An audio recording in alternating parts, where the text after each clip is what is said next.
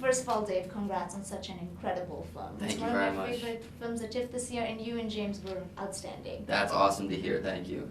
You and James have such a great dynamic, and this is your first feature film working Yeah. together. So what is it about this film that finally made you say yes to working together? Good question.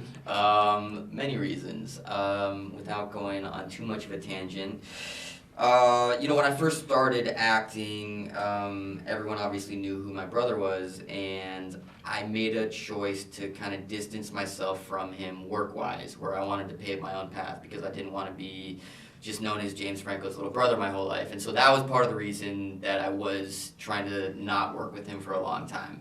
And then this project came about, and it just felt like the right one. I just connected to the story and the characters, and it was, people were like, is this gonna work where you're brothers, but you're not playing brothers in the movie? But I think it just adds to, I don't know, this natural chemistry where you feel like these guys, there is love there, and I think that's important, and I hope that you didn't get distracted because we are brothers in real life. No, Okay, no, good. definitely not. But there was a lot of chemistry between you guys. Cool. It was nice seeing that. You play a struggling actor in Who Chases the American Dream. Yeah. So coming from Hollywood, how did you relate to that, if at all? A lot. So I guess my story is a little bit different where I was never trying to be an actor, and I came out to LA originally to go to school, and then I kind of got forced into it in a way, and I didn't like it for a long time just because I had never performed in any way, and so I was so nervous every time I was performing, but then after a while, I just gave myself over to it, and I realized, okay, this is supposed to be fun, get out of your head a little bit, and I struggled for a while, like everyone, and how do I tie this into your question? It's just a relatable story. I think no matter what you're doing, whether it's in, the movie industry or not, it's like people can relate to just blindly going after your dreams and just kind of being a little delusional and not wanting to hear what other people are telling you, and people are saying, you're crazy, but it's like, no, I got this goal and I'm going to achieve it no matter what. That's a great answer. Cool. What was it like working with James, not in the capacity of an actor, but also as a director?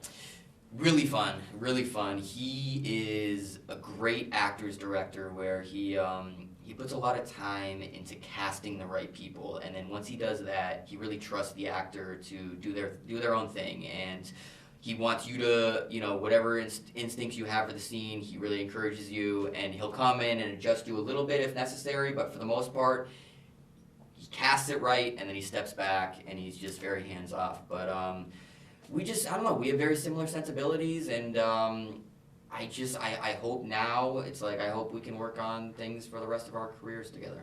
That's nice. Yeah. I heard he was in character the whole time, even while directing you guys. Is that true? That is true, which, as you can imagine, it was strange, but I don't know, I was saying earlier, there's not much he can do to surprise me at this point, and so it took a couple days to adjust, and because it was essentially Tommy Wiseau directing us, which is kind of surreal, there's just so many levels to that, but it was fun, and it's just kind of added to the weirdness of the whole experience. Yeah, I can't imagine. How did he ever take him seriously? It was hard. I remember people coming up to me and being like, that's your brother. How are you in this scene with him and not just dying? And I guess you just kind of just shut that part of your brain off, and I don't know. And lastly, the Room was dubbed as the worst movie ever made. So, in your opinion, what is the worst line ever written? The worst line ever written is, not the worst line, but one of my favorites from the movie is Tommy and Greg are having a casual conversation, and then Tommy says, so anyways, how's your sex life?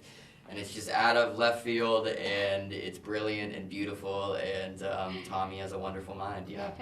Thank you so much for chatting with us, Yeah. and once again, congratulations. Thank you very much. Did an amazing job. Thank you.